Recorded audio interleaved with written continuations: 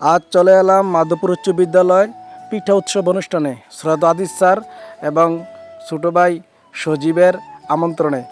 শুরুতেই দেখবেন সকল স্যাররা ফিতা কেটে উদ্বোধন করে, তারপর হাঁটি হাঁটি পা করে প্রতিটা কক্ষে যায়, ছাত্রীরা ফুল দিয়ে তাদেরকে সংবর্ধনা দেয় এবং পিঠাগুলো সাজানো দেখে সত্যি আমি অবাক হয়ে যাই। আদিস স্যার প্রতিটি পিঠার নাম এবং মূল্য নির্ধারণ করে টেবিলে টেবিলে সাজিয়ে দিচ্ছেন।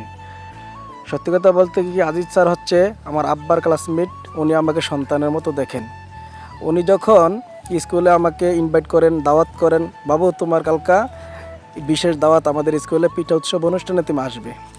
তারপর গেলাম, যাওয়ার পর উনি বললো তুমি জানো তোমার আব্বা যে আমার ক্লাসমেট? আমাকে জি স্যার অবশ্যই আমি জানি। তারপর ওনার শুভাকাঙ্ক্ষী প্রতিটা ব্যক্তির সাথে আমার পরিচয় করে দেয়, এটা আমার সন্তান, আমার ছেলে, ওর বাবা আমাকে তাকে দিয়ে দিয়েছে, সে তো এখান থেকে আমার বাবাটাকে।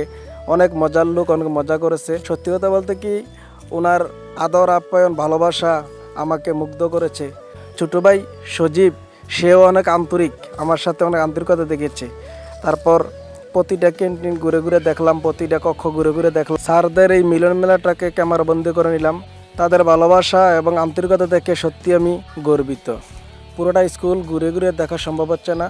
দেখুন পিঠাগুলি কত সুন্দর করে সাজিয়ে রেখেছে। ভালো থাকবেন, আল্লাহ হাফিজ।